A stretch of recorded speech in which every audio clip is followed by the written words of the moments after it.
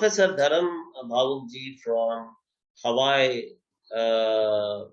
is a stalwart in this area of what they usually people call Indian psychology, and he has he is a professor at a college at Hawaii. Colleges in Hawaii are not the colleges that we see here. It is they're almost university kind of places. So he works there, and he has got a huge list of publications, both in general academics and also in the Indian psychology related areas. Professor Bhawuk will introduce more about his past work and then present his talk. Thank you, sir. Over to you. Okay, so we'll start with 1 minute silence. So please close your eyes. I will close my eyes too. And I'll let you know when to open. So we'll connect in silence.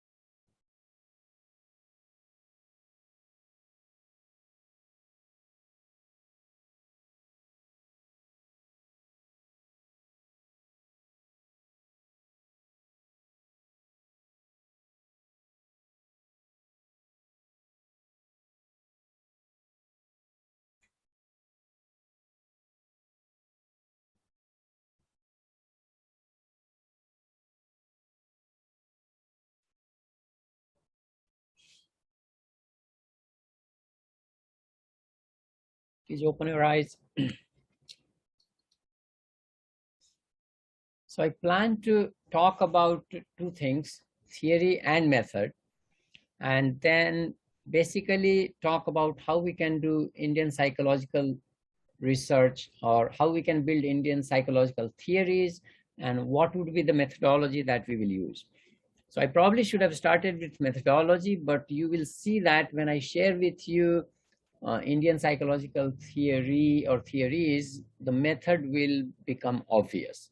And so I will present a theory of krodha, theory of karma, theory of self. Okay, so I will not really cover theory of self and theory of karma as much, but I'll spend time on theory of krodha, and that will help us understand theory the way we understand in the West, and how we can develop Indian theories. And in fact, we already have Indian theories. So don't get me wrong, this is my interpretation, but the theory is really presented by Sri Krishna himself in the Bhagavad Gita.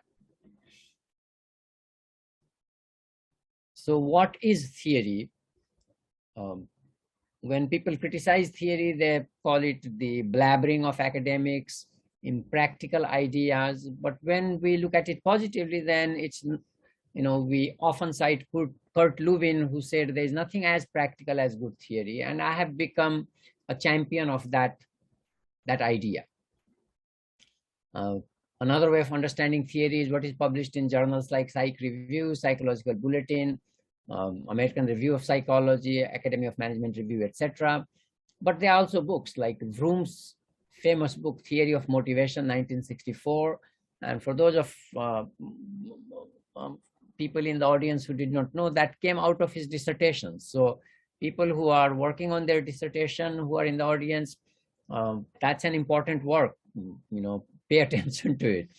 Habermas's theory of communicative action.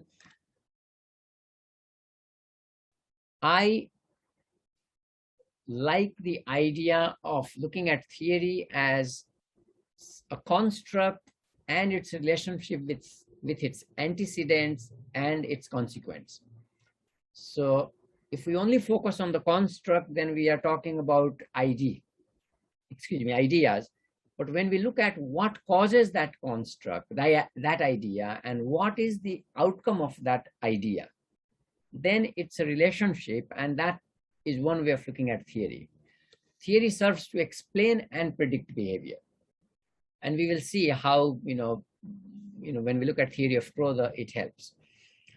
Construct development is an important part, and when we talk about methodology later, I will talk about lajja and shraddha and tapas and other constructs, and those are constructs. And then we can develop theory of shraddha or theory of tapas, and that will require a good understanding of the construct itself. Theory is about abstraction, so it does get away from the real world, and we'll see that when we look at a theory of krodha.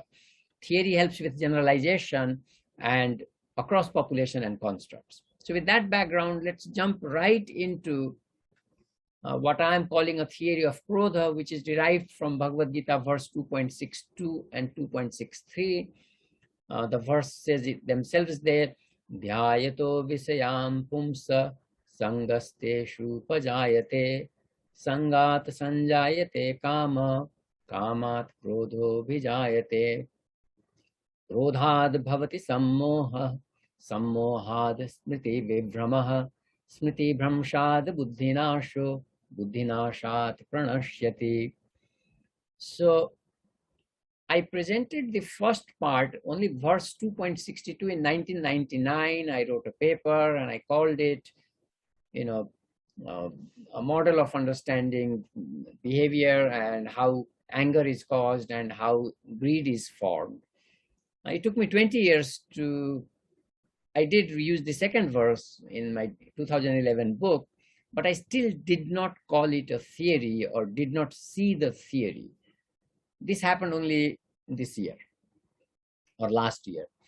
So one lesson for young scholars is sometimes it really takes a lot of time for us to see an idea that is in front of us. Now, why is this a theory? Remember, I said theory is something that has antecedent and consequences. So in this case, if you look at the top panel and bottom panel together, krodha is anger is our construct. This is what we are interested in. What is before anger? The verse says, kamat krodho vijayate. So Panchami Vibhakti is used to explain causation.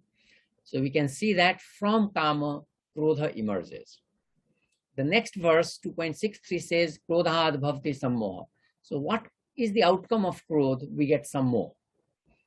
So we have consequence and antecedent of a construct, krodha. So that is a theory. Now, Professor Triandis even went a step further with his classic study of subjective culture, and he presented distal antecedent and distal consequences. You don't see that a lot, but this is really an important idea because it allows us to see how a number of variables are connected. So the distal antecedent would be what is behind kama, and that is Visaya Sang, because the verse says Sangat Sanjayate Kama. So from Sang comes Kam. So that is the distal antecedent. I'm trying to speak fast because I have a limited time. And before Sang, in fact, we have another step. So Dhyayatu Vishayan, I'm going to translate. So, Vishaya and Dhyan. So, of course, the key word is Dhyan, the verb is Dhyan.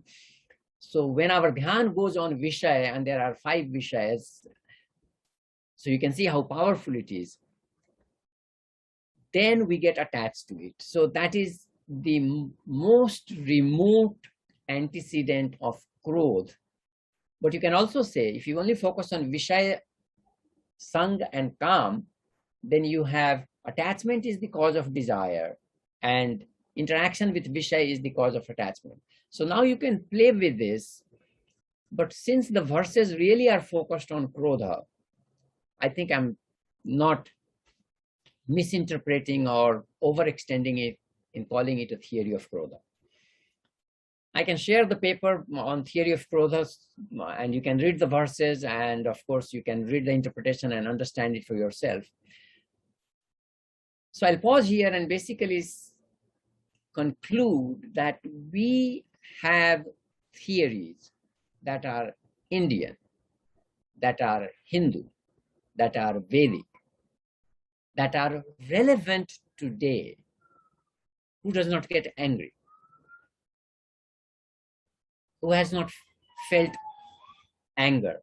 So, and all the causes of anger. If you look at the consequences of, consequences of anger, sammoh, smriti vibhram, smriti bhramsh, buddhi nash, pranasyati, anger leads to destruction. If one gets angry and shoots somebody, kills somebody, he or she has not only destroyed the other person's life and family, but also himself, herself, by going to jail after that. So it is an important topic. It's a relevant topic. People are looking for solution for it. So we can then synthesize the theory of krodha with the modern psychological approaches. So in the paper that I can share with you, I talk about cognitive-based cognitive behavior theory, CBT. So cognitive behavior therapy and how that can gain from this theory. Cognitive behavior therapy, by the way, is a wonderful technique, a wonderful concept, but it is far less sophisticated than the theory of growth that Sri Krishna has given us in 2 verses. Now, when we look at theories, so this is straight out of Bhagavad Gita. And thank you for the invitation. So this is your gift to me. It struck me that we can actually take it one step further and call it a theory of Shad Ripu, or a theory of Shad Asuri Sampad. All I'm doing here is replacing krodha with Shad Ripu. Why? Because Kam, Krodh, Lobh, Moh, Mad, and Matsara are 6 ripus. These are destabilizing forces. To stabilize them, to reduce them, we follow Jnana Yoga, Dhyana Yoga, Bhakti Yoga, Karma Yoga.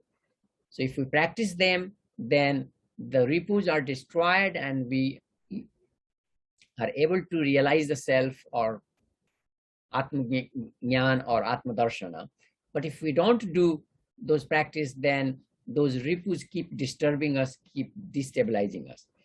So what I'm doing here is, again, I'm building on the traditional knowledge, but I'm taking krodha as krodha is something that is similar to the 5 other ripus or enemies of human beings.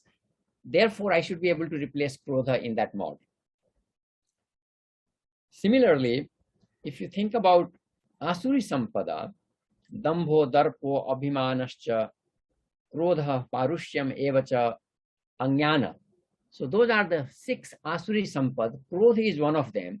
Therefore, the other 5 are in the same family. So I should be able to replace krodha with Asuri Sampada. So now I got a much more generalizable theory which explains how, if we don't manage them, it will lead to our destruction. So this is the value of theory, and this is the value of going to our traditional texts. And I approach Bhagavad Gita as, Gita Mata, as Gandhiji said, and wrote his commentary on it.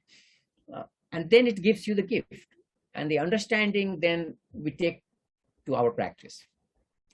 So I hope you got an idea of what an Indian theory could be.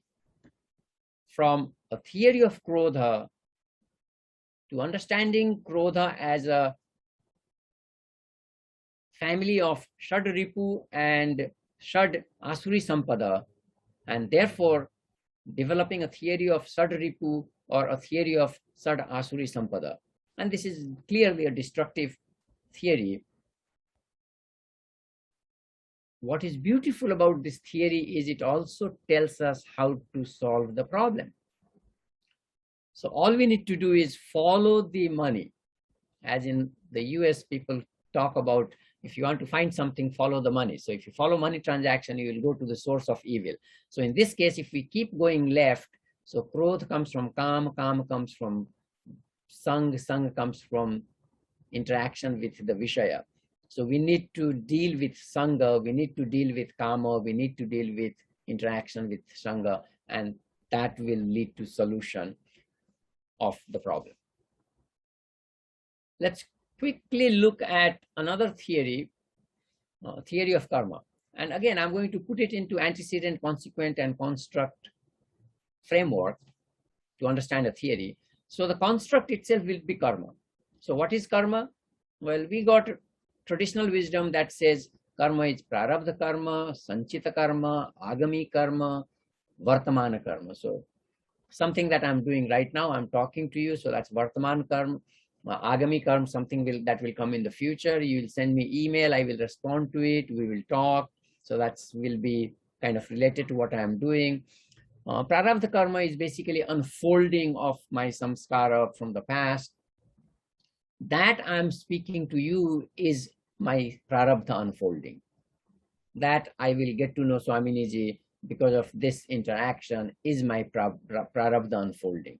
So, the universe is always, guiding us. So that is the construct. If you want to get into more detail of what is karma, you can look at the Jain concept of karma, which is, much more elaborate. You can look at how Buddha or Buddhists, by the way, I don't separate Jainism and Buddhism from Hinduism, so it will get tricky. And that's why I like to call everything Indian, because, so this is,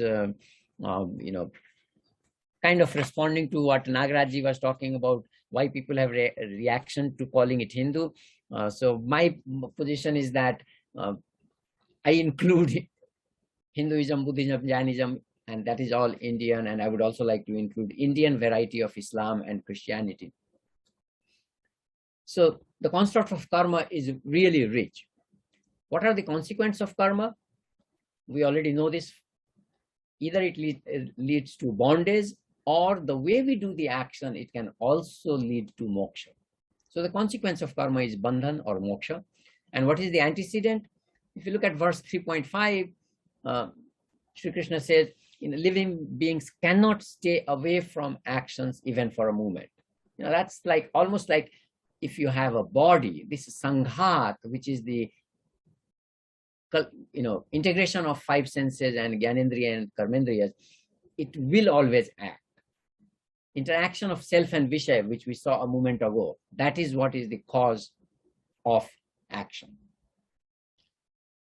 And then we can add some other dimensions of, since karma, both good and bad actions, always causes bondage. To break the bondage of karma, one needs to, hold on, I can't read my own power. So, okay, now I can read the PowerPoint. Sorry, I'll shrink it for only for quick reading. So interaction of self and, so since karma, both good and bad actions, always causes bondage. To break the bondage of karma, one needs to do it. This is also Ishopanishad verse 2. To break the bondage, karma should be done with equanimity. Samatvam yoga uchyate. Work needs to be done for its own sake, not for the sake of its outcomes. And one should perform the prescribed. So now here we get guidance. Dharmic karma or swadharma. So if we do that, and then action is superior to inaction, and the journey of life cannot be carried out without actions. So we can have a theory of karma. Similarly, we can have a theory of self. So this I'm going to skip now in the interest of time, and we can talk about it later. So now we know there are Indian theories, and those theories come from texts. I gave you an example from deriving a theory from Bhagavad Gita. So what is the methodology? Textual analysis. So go to the Vedas, Upanishads, Puranas, Ramayana, Mahabharata, Bhagavad Gita, Durga Saptashati. And actually, we can also go to the Holy Quran and the Hadith and the Bible. Definitely Guru Granth Sahib. I'm working on a paper from Sukhmani Sahib. So any text. So textual analysis will be the methodology for Indian psychology. We can also do historical analysis. We have one of the longest histories. We can use case method, biographical analysis. We have biographies of saints written, so we can do those. We can do lexical analysis, so which is analyzing the words, and we have a very rich language. So we can go to Sanskrit and then also to other Indian languages. We can also adopt a method which is basically bridging the life world and scientific world. So the life world will be what we learn from the saints, and scientific world will be what we know in the literature. So, and what is interesting is we have both the literature that is coming from classic saints like the Upanishads, and we have living saints. So Swamiji would be an example of having a living saint among us. So we can look at living people and their life and what is in the text and analyze. We can also do autoethnography. It's a respected method, and I have written papers using it. And we can then use multi-method. So all those would be methodology, wisdom of sense, go through the text, and then let the text go through you. This is from Chinmayanandji. Read the verses again and again, then do the content analysis, textual analysis, testing in personal experience, and then synthesis with other text. So again, I can share with you some papers in which I have used this methodology. And so we can use multi-methods, different texts, different ideas to develop concepts. And so, lajja, shraddha, tapas, these are some of the constructs that I have worked on over the years. So I can kind of go back to the beginning. And so what we have is, we can have Indian psychological theories, and we can use methodology where we are using Indian texts and Indian experience to create theories and models. So I don't know how I'm doing on time, but hopefully I have done in 20 minutes.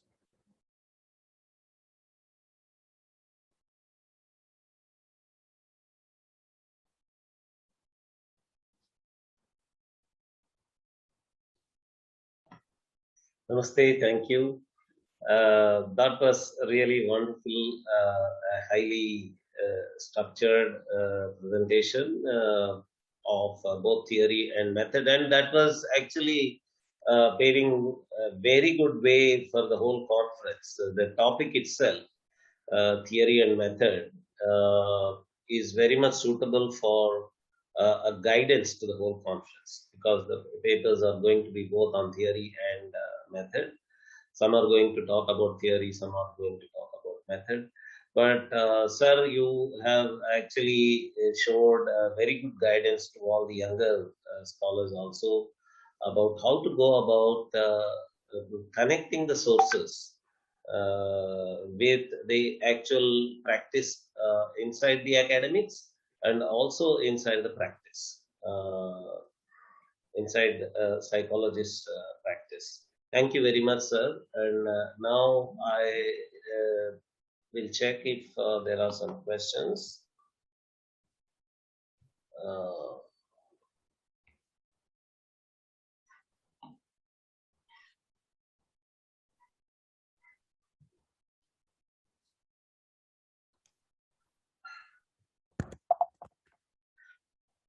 There is a question from Anitya Mohanty. If you are replacing krodha with the shadripu, then how can kama be the antecedent when it now is being including in the construct? Good point. So that would become, that would be a special case where we will have to. So that would be a special case where the model would shrink, in that we will have Kam and Krodh replaced by one construct. And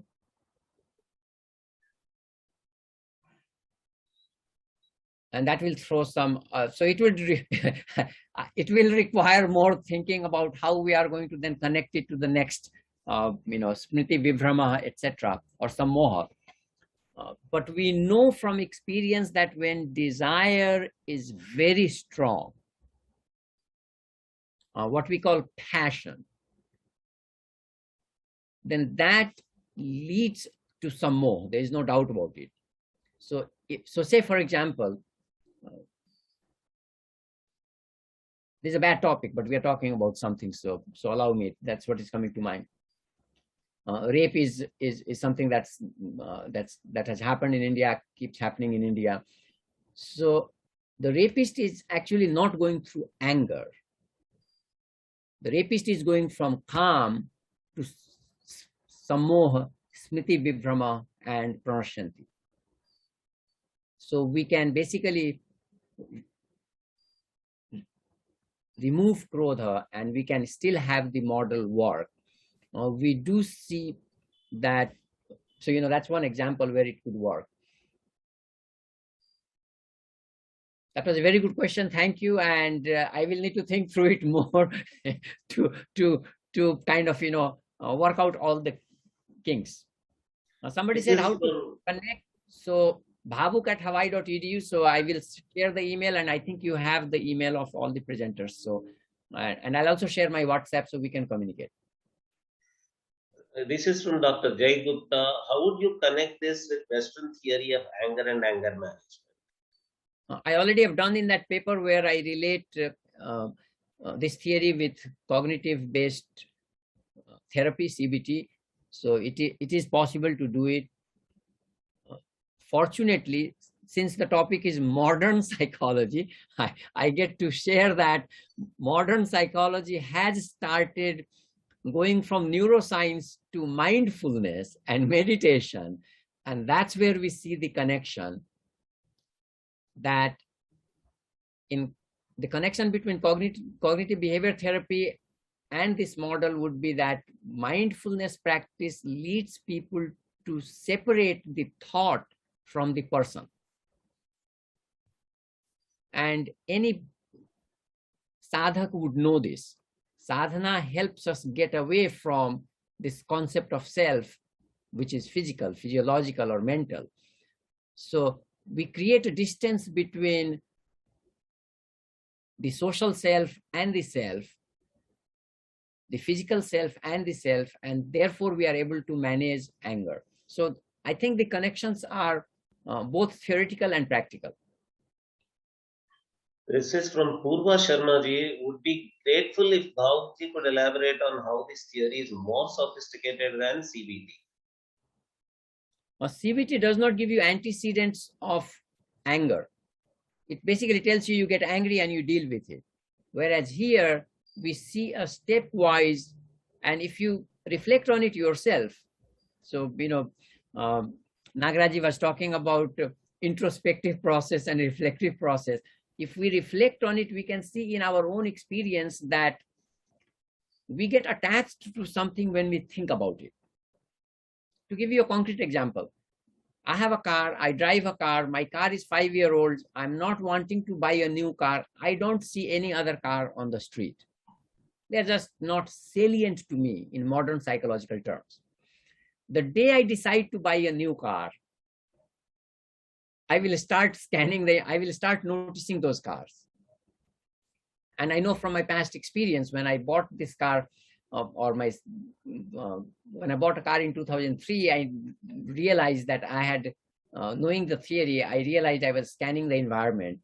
And then you get attached to something, you like it, then you want it.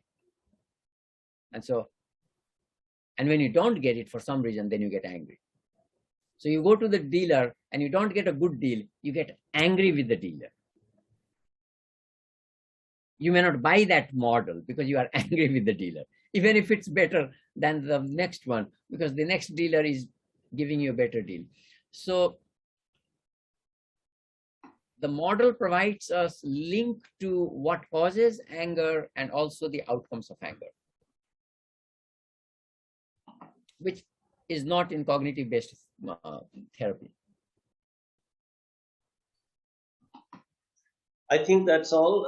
There are some other questions also, but they are quite general about how Hinduism can be connected to modern psychology and how universities can be helped and how we can create university courses and all those things. Those are broad topics that a particular speaker cannot answer as a response to his paper.